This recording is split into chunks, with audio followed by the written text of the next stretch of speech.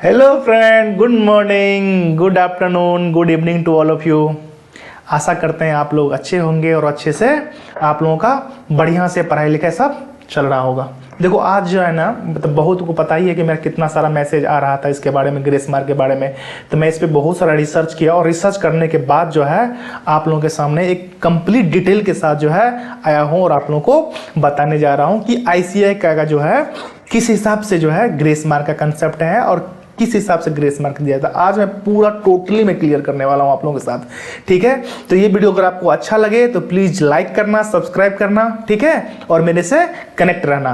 तो चलो हम स्टार्ट करते हैं। सबसे पहले स्टार्ट करेंगे grace mark pattern bye the ICAI, ठीक है। देखो सबसे पहले हम इस बात चर्चा करेंगे कितने टाइप का ग्रेस मार्क होते हैं, ठीक है।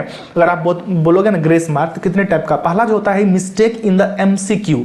ये क्या होता है मैं बताता हूं कि if there is no correct option in the MCQ, क्या होता है ना कि अगर आप एमसीक्यू में गलत कोई ऑप्शन दे दिया गया है, ठीक है, उस केस में क्या होता है कि grace marks are awarded only if the student are attempted in the question. देखो क्या होता है ना कि अगर आप उस अटेम्प्ट, ये भी क्वेश्चन है, ये इंपॉर्टेंट है कि आपने मान लो कि एमसीक्यू जो फ्रेम किया गया उसका ऑप्शन गलत है, ठीक है, लेकिन इसमें आप अटेम्प्ट ही नहीं किए तो कहां से ग्रेस मार्क मिलेगा। लेकिन आप अटेम्प्ट, कोई भी अटेम्प्ट किए, चाहे गलत हो सही तो कोई फर्क नहीं पड़ता है, अगर लेकिन आप कोई अटेम्प्ट कर लियो you will get the grace mark by the ICAI, ठीक है। तो पहला तो ये हो गया। तो ये जो आपका है, चलो मैं आपको बता भी देता हूं, ठीक है। ये जो आपका है ये बहुत इंपॉर्टेंट है कि ओनली तभी मिलेगा आपको व्हेन जो है आप जो है अटेम्प्ट करोगे, ठीक है। अटेम्प्ट नहीं करोगे तो कैसे मिलेगा, अटेम्प्ट करना यहां पे जरूरी है, ठीक है। तो पहला ये हो गया। दूसरा क्या होता है कि mistake in descriptive question, question ही गलत होता है, ठीक है। डिस्क्रिप्टिव जो क्वेश्चन आता है 2 नंबर का, 4 नंबर का, 5 नंबर का, ये डिस्क्रिप्टिव क्वेश्चन होता है। उस केस में क्या होता है ना, उस केस में भी ग्रेस मार्क मिलता है इफ अल्टरनेटिव ऑप्शन, अगर आपको लगता है कि नहीं मतलब इसका अल्टरनेटिव क्वेश्चन ही ऐसा लगता है, अल्टरनेटिव आंसर देंगे तो करेक्ट होगा, सही होगा, उस केस में आप अल्टरनेटिव आंसर देते हो तो उस केस में ग्रेस मार्क मिलेगा, ठीक है। कभी कभी ये होता है कंसिडर करेक्ट ड्यू टू, ठीक है, error in the question grace mark में भी गिवन। ये कभी कभी एरर क्वेश्चन के अंदर आ जाता है, ठीक है। हो सकता है कि आपका जो सजेस्टेड आंसर होता है उसके अंदर भी अल्टरनेटिव क्वेश्चन करके दे देते हैं कि अल्टरनेटिव ये भी आंसर हो सकता है, तो उस केस में भी आपको ग्रेस मार्क मिल जाता है, ठीक है। एग्रीगेट क्रॉस इन 2 पेपर, देखो ये क्या होता है एग्रीगेट क्रॉस इन 2 पेपर, मतलब मैं क्या कहना चाह रहा हूं, पर देखो क्या, इफ द कैंडिडेट स्कोर 55% और मोर, ये इंपॉर्टेंट है, ठीक है। 55% और मोर इन 2 पेपर ऐसे में awarded up to 5 grace mark. For example जो है आपका कि एफआर में सपोज करो आपका 55 नंबर आ गया, ठीक है, और आपका एएफएम जो है इसमें आपका 52 नंबर आ गया, ठीक है। और दूसरा पेपर कोई एक पेपर ले लो, ऑडिट फॉर एग्जांपल हम ले लेते हैं, उसमें अगर मान लो 40 नंबर आ गया, पहले 2 नंबर का देखते हैं, 2 में कितना मेरा आ रहा था 1 आपका कितना आ रहा है 10 नंबर आ रहा है, तो आपका 55% और मोर आ रहा है। तो तीसरा पेपर अगर आपका 40 प्लस आ रहा है तो उस केस में आपको ग्रेस मार्क आपको मिल सकता है up to 5 mark and you will get pass. तो ये भी एक इंपॉर्टेंट है, ठीक है।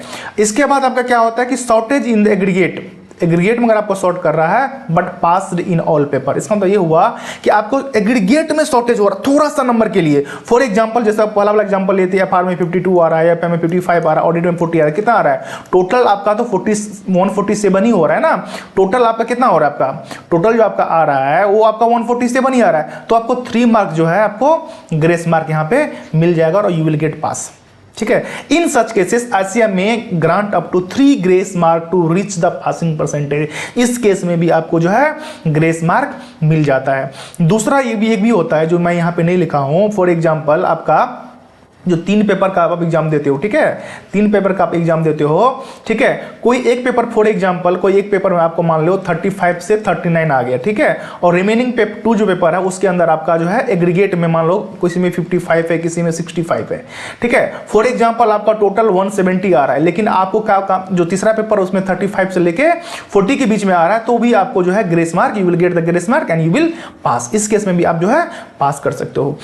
इसके बाद आपको जो 5वां सिचुएशन है राउंडिंग ऑफ रूल, ये क्या होता है ना, फॉर एग्जांपल को पता है ना पार्ट्स मार्क मिलता है आपको इसमें एग्जाम में, तो फॉर एग्जांपल किसी क्वेश्चन में आपको 0.5 मार्क्स मिला या 3.5 मार्क्स मिला, उस केस में आपको 1 मार्क मिला जाता है, ठीक है।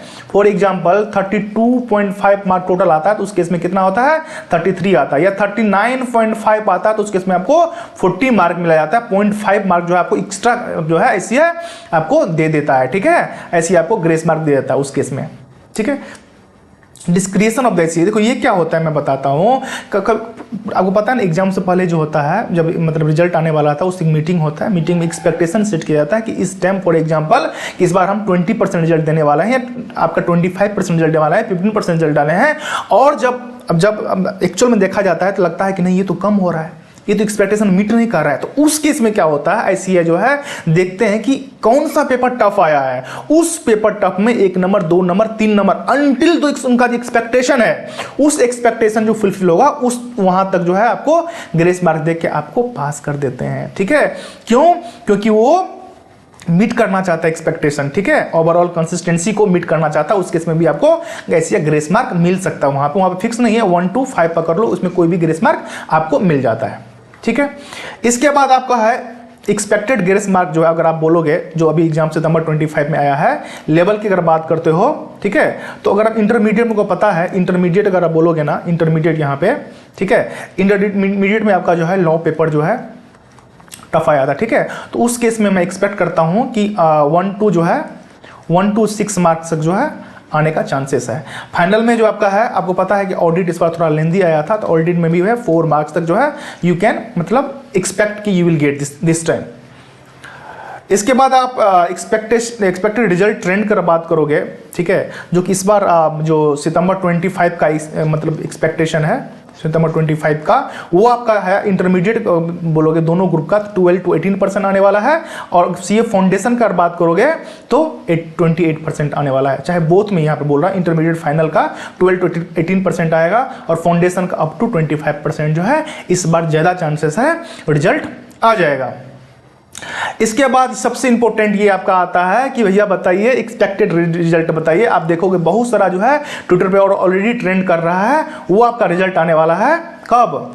3rd नवंबर को। अभी तक जो 3rd नवंबर 25 को मैं बता दूं, ठीक है, टिल नाउ जहां तक जो अब होगा नो नोटिफिकेशन, अभी तक नोटिफिकेशन जो है आया नहीं है। ठीक है, ऐसे वेबसाइट पे, लेकिन एक्सपेक्टेशन यही है, हमको एक्सपेक्ट करते हैं कि 31 अक्टूबर तक जो है नोटिफिकेशन आ जाएगा।